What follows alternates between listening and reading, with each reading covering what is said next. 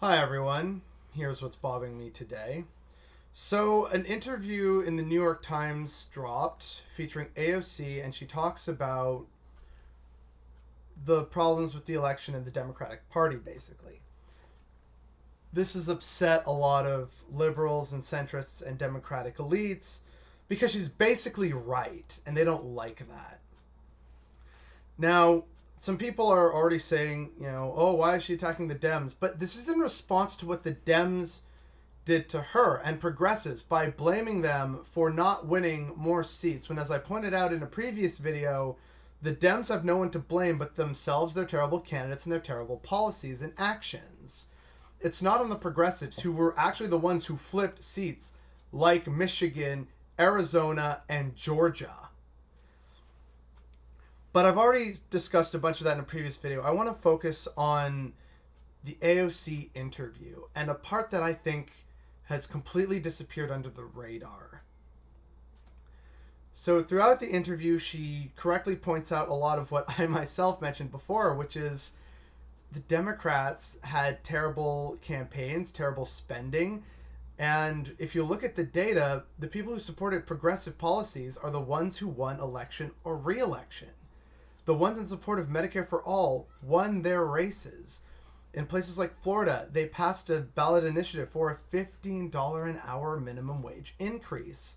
There's broad support, not just with the Democratic base, but across America for health care reform, for gun control or gun reform of some kind, immigration reform, giving a path to citizenship for illegal immigrants. Like, there's even Fox News had this on their own live election night coverage, for God's sake.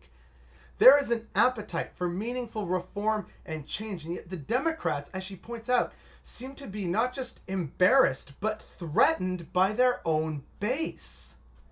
And yet the Republicans, much as, they will try and keep the more fringe or violent or frothing mad elements of their base at arm's length, they still passionately love them and encourage their support to drum up the support for their party so that they can accomplish what they want to accomplish. The Democrats are lost in the woods and they're attacking their own progressive wing, who's given them many victories and support, because they feel that there's some mythical center that can be attracted.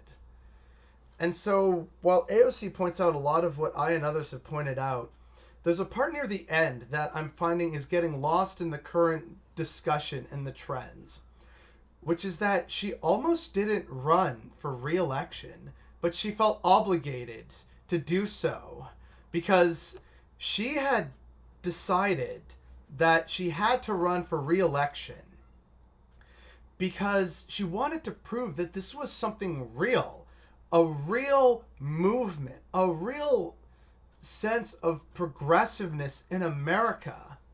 But a part of her didn't want to do it for a variety of reasons, ranging from stress, violence, the back talk behind closed doors from what are supposed to be her colleagues, and various other reasons. And when the interviewer asked her, well, would you consider a run for higher office, like, say, Senate or something? She flatly said, well, between higher office or going and starting a homestead somewhere, both are equally appealing to her.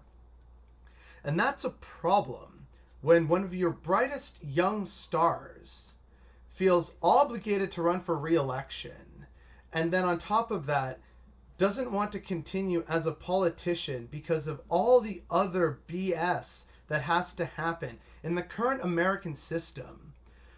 This belies a huge systemic problem with America.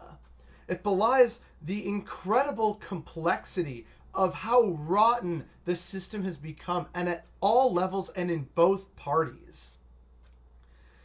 And so this is not getting talked about, that the Democratic Party and the American system is causing a lot of burnout, in part due to their own politicians and the systems itself. It's causing burnout in their own youngest and brightest stars, who should ostensibly be the bright future of not only the party, but of America.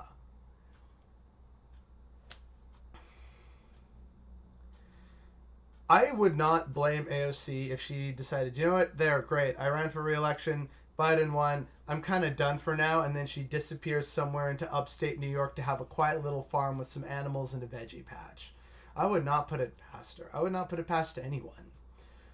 But this really shows the problem with the Democratic Party and with the current state of America. And yet there are people out there in the streets celebrating like the end of a Star Wars film and the Empire has been defeated. The Imperial fleets are still out there. Millions of Imperial supporters are still out there. Many of them have guns and they know how to use them. And they're not going to take this defeat lying down. And the systems, as AOC points out, are so corrupt to the point that it makes her want to just throw her hands up and run away. That's a problem. And we're not talking about that. And that is what's bothering me today.